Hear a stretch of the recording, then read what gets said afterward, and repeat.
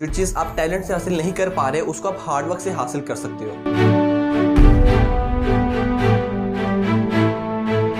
अस्सलामुअलैकुम दोस्तों, मेरा नाम फैज़ान तनवीर है। लेकर आगे हूँ आप लोगों के लिए एक और वीडियो। आज की वीडियो में हम लोग बात कर रहे होंगे कि आप लोग 100% मार्क्स फिजिक्स के बोर्ड एग्जाम में कैसे हासिल कर सकते हो। तो ये वीडियो डिज़ाइन मैंने इस तरह की है कि वो बच्चे जिनके पेपर्स आने वाले हैं वो भी इससे फ़ायदा उठा सकें, जिनके पेपर्स बाद में हैं या कोई बाद में स्टूडेंट आता है वो इस वीडियो की तरफ, तो ये वीडियो उसको भी उतनी ही वैल्यू प्रोवाइड कर रही होगी। इस वीडियो के मैंने 2 सेक्शन बनाए हैं जिसमें मैंने आप लोगों को बताना है कि आप लोगों ने रिवाइजन किस तरह करनी है। अगर आपके पास, हम सपोज करके चलते हैं 10 से कम दिन रह गए हैं, ठीक है, मैं कोई ज़्यादा कम नहीं कर रहा, हम 10 से कम दिन की बात करें कि इस टाइम में हमने कैसे प्रिपरेशन करनी है।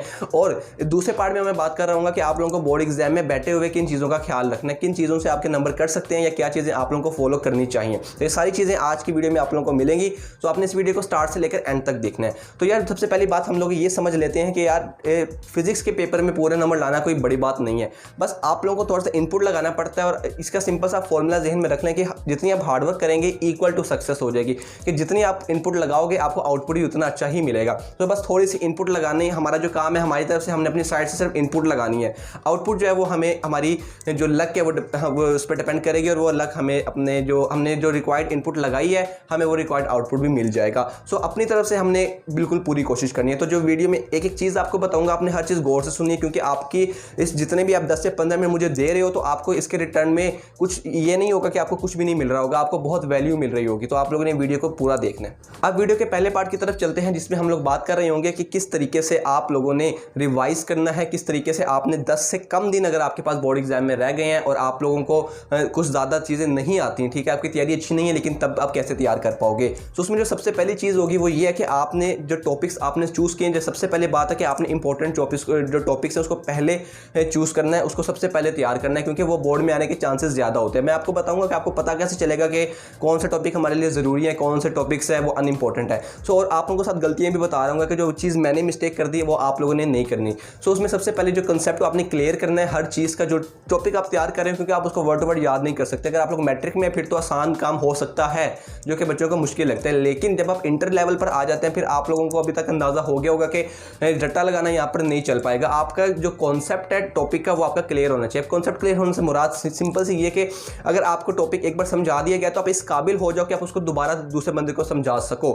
सो आपको अगर समझा पाओगे दूसरे बंदे को, आप समझ जाना कि यार मेरा कॉन्सेप्ट क्लियर है। आपने चीज़ों को माइंड में रखना है कि यार अच्छा ये टॉपिक है, फलां टॉपिक है, इसमें ये चीज़ इंपॉर्टेंट थी, ये चीज़ बताई गई थी, ये चीज़ बताई गई थी, ये चीज़ बताई गई थी। तो आप समझ जाओ कि आपका जो कॉन्सेप्ट है वो क्लियर हो चुका है। अब बात करते हैं उसको डेरिवेशन। अब आप लोगों मैट्रिक लेवल पे तो इतनी ज़्यादा डेरिवेशन नहीं है, लेकिन आपके इंटर लेवल पर बहुत ज़्यादा डेरिवेशन है, और डेरिवेशन बच्चों का अजाब लगती है तैयार करना। लेकिन उसको तैयार करने का सबसे आसान तरीका ये है कि आप डेरिवेशन की लॉजिक को समझें, कि आपको ये पता हो कि अच्छा इस पॉइंट पर ये स्टेप हो रहा है तो क्यों हो रहा है, और अगर नहीं होता तो फिर क्या होता है। तो इस तरीके से आपने अपने लॉजिक को डिवाइड करना है मुख्तलिफ सेशन के अंदर, और आपने इसके बाद एक क्या करना है, एक मरतबा उसकी हैंड प्रैक्टिस कर लेनी है पेपर के ऊपर डेरिवेशन की, तो आपकी डेरिवेशन 100% क्लियर हो जाएंगी। इसके बाद क्या होगा, आपने एक्सप्लेन, आपको टॉपिक क्लियर है, आपने डेरिवेशन की एक बार प्रैक्टिस कर ली, तो अब आपने उसको लिखना है, एक्सप्रेस करना है अपने पेपर के अंदर। तो अब इस काबिल तो हो गए होंगे कि आप लोग उसको अपने वर्डिंग में एक्सप्रेस कर सकें, उसमें पूरे नंबर आ जाते होते हैं। जो अगली चीज़ करनी है, जो बच्चे नहीं करते, वो हमेशा बच्चे कहते हैं हमने तो बुक के साथ ही लगे रहना है, हमने नोट्स तैयार नहीं करने, नोट्स पैसे हमसे खींच लेते हैं, ठीक है, लेकिन हमें कुछ आउटपुट में देते नहीं है। लेकिन ऐसा बिल्कुल भी नहीं है, आपने ये गलती नहीं करनी है। आपने तैयारी करनी है तो नोट्स से करनी है, क्योंकि बुक में हमारे पास सफिशिएंट मटेरियल लिखा तो होता है लेकिन उसकी पैटर्न ठीक नहीं होता, वो अरेंजमेंट के साथ नहीं लिखा। डेरिवेशन सबसे एंड पर लिखी गई होती है, एक्सप्लेनेशन सारी उन्होंने स्टार्ट में लिखी होती है बुक के अंदर, लेकिन नोट्स में ऐसा नहीं होता। नोट्स में वो चीज़ें बताई जाती हैं, लिखी गई होती हैं, जो कि आपने एज इट इज़ बोर्ड में जाकर छाप आनी है। और इसको तैयार करने का सबसे अच्छा तरीका, क्योंकि मैं तो हमेशा रेकमेंड करता हूँ कि आप लोग नोट्स खरीदें। नोट्स से आपको चाहिए था कि आप पूरे सेशन में नोट इस्तेमाल करते जो आपने पूरा साल पढ़ा है, लेकिन जिन्होंने पढ़ा है उनके लिए तो वेल डन है, लेकिन अगर जिन्होंने नहीं पढ़ा वो अब नोट्स खरीद लो, या सेकंड हैंड खरीद लो, या ऑनलाइन आप लोग गूगल से डाउनलोड कर लो, आपको मिल जाएंगे नोट्स PDF के फॉर्म में। आपने क्या करना है, अब क्योंकि हमारे पास हर चीज़ तैयार करने का टाइम नहीं बचा, अब हम लोगों ने क्या करना है, जो चीज़ हमने तैयार की हुई थी थोड़ी बहुत, उसको देखना है कि हम लोगों ने लिख कर कैसे आना है, कौन सी हेडिंग आनी चाहिए पहले, कौन सी डेरिवेशन किस टाइम पर आनी चाहिए, क्या एग्जाम्पल आनी चाहिए, कि हेडिंग्स क्या बननी चाहिए। ये सारी चीज़ें आपको नोट्स के अंदर मिलेंगी, और थोड़ा सा इजाफी मटेरियल भी मिलेगा, लेकिन सफिशिएंट होगा, बहुत एक्स्ट्रा नहीं होगा।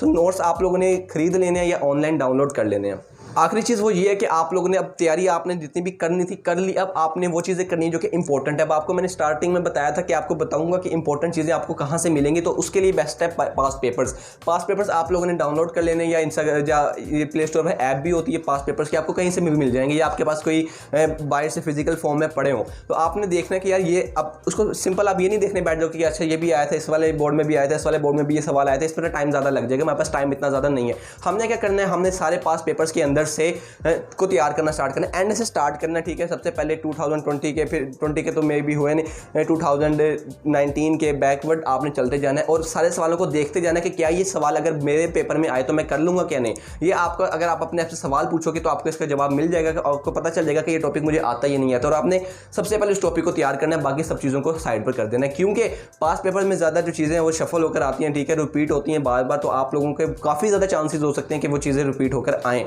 और अब थोड़ा सा बोनस आप लोगों को वीडियो के एंड पर बताऊंगा पास पेपर और बोर्ड के पेपर्स के हवाले से बेसिकली, तो आप लोगों ने वीडियो को एंड तक वॉच करना, अभी आपके लिए काफ़ी ज़्यादा और चीज़ें आने वाली हैं। बात करते हैं, हम वीडियो के दूसरे सेक्शन की तरफ चल रहे हैं। इसमें हम लोगों ने बात करनी है कि बोर्ड के एग्जाम में बैठे हुए आपने किन चीज़ों को माइंड में रखना है और किन चीज़ों से आपने परहेज करना है, ठीक है, अवॉइड करनी है जिन चीज़ों को। तो उसमें जो सबसे पहली चीज़ है, आप लोगों ने अपने पेपर को नीट एंड क्लीन रखना है, ठीक है। अब आपने जितना याद करना था सारा साल कर लिया, अब उस सारा साल को आपने 3 घंटे के अंदर रिप्रेजेंट करना है अपने पेपर के अंदर। तो इतना ज़्यादा मेहनत की हुई को आप अगर गंदा सा पेपर अटेम्प्ट कराएंगे तो उस चीज़ का कोई फ़ायदा ही नहीं, उसके पैसे नहीं मिलेंगे आपको। तो आपने क्या करना है, अपने पेपर को नीट एंड क्लीन रखना है, ठीक है। खूबसूरत आपका पेपर होना चाहिए। मैं राइटिंग अच्छी होने की बात नहीं कर रहा, राइटिंग जैसी भी है ठीक है, लेकिन मैं पेपर की जो नीटनेस है उसकी बात कर रहा हूँ, ठीक है। और आपने ओवर राइटिंग से बचना है, आपने कटिंग से बचना है, ताकि आपका जो पेपर है वो ज़्यादा से ज़्यादा नीट एंड क्लीन लगे, ठीक है। कटिंग से कोशिश करनी है बचना है। अगर आप लोग नहीं भी बच पा रहे तो मैं इसके लिए वीडियो बना दूंगा जल्द से जल्द कि अगर कटिंग हो जाती है हमसे, कोई सवाल छूट जाता है तो हमने उसको किस तरह करना है, ठीक है। तो आपने नीचे से पहले सब्सक्राइब कर लें आप लोग जाकर वीडियो देखने के बाद, ताकि आप लोगों को नोटिफिकेशन आ जाए जब मैं वो वीडियो अपलोड करूं, जो कि आप लोगों के लिए बहुत हेल्पफुल होगी। सो अब हम लोगों ने कटिंग भी अवॉइड कर देनी है। हम लोगों ने अब क्या करना है, डायग्राम्स फिजिक्स के पेपर में बहुत ज़्यादा इंपॉर्टेंट है। डायग्राम्स नहीं करेंगे तो बस फिर आप लोग गए। हर सवाल की आपने मिनिमम 2 एग्जांपल्स देनी है, ठीक है। और अगर डायग्राम है तो डायग्राम बनानी है प्रॉपर प्यारी सी करके, और साथ उसको लेबल भी करना है। बच्चे क्या करते हैं सर, डायग्राम बनाकर अपना एहसान छोड़ाते हैं, लेकिन ऐसा नहीं करना। आपने जो लेबलिंग बहुत ज़रूरी है, आपकी हर डायग्राम के अंदर लेबलिंग हुई है। डायग्राम नीट एंड क्लीन होनी चाहिए, लेबलिंग उसकी अच्छी तरीके से होनी चाहिए, फिर आपको पूरे नंबर मिलेंगे शॉर्ट आंसर्स में। आपने शॉर्ट आंसर्स को टू द पॉइंट लिखना है, लंबे लंबे सवाल नहीं लिखने पड़े। जो सवाल पूछा गया है आपने उसका जवाब दे देना है बस, उसके आगे का कुछ नहीं बताना, उसके पीछे का कुछ नहीं बताना। जो सेंटर पॉइंट है, टू द पॉइंट आंसर आप लोगों ने शॉर्ट में देना है। लॉन्ग में आप थोड़ा आगे पीछे कर सकते हैं, क्योंकि लॉन्ग को आपने लेंथ बरकरार रखनी होगी। शॉर्ट को लॉन्ग के हिसाब से नहीं करना, लॉन्ग को शॉर्ट के हिसाब से नहीं करना। सिर्फ सिंपल सा ये फॉर्मूला है, उसकी आपने मार्क्स के हिसाब से उसकी अरेंजमेंट कर लेनी है। इसके बाद जो चीज़ आपने करनी है वो है ओवर राइटिंग आपने नहीं करनी, ठीक है। ये चीज़ मैंने वैसे कटिंग में बता दी है कि कटिंग ओवर राइटिंग से आप लोगों ने बाज रहना है।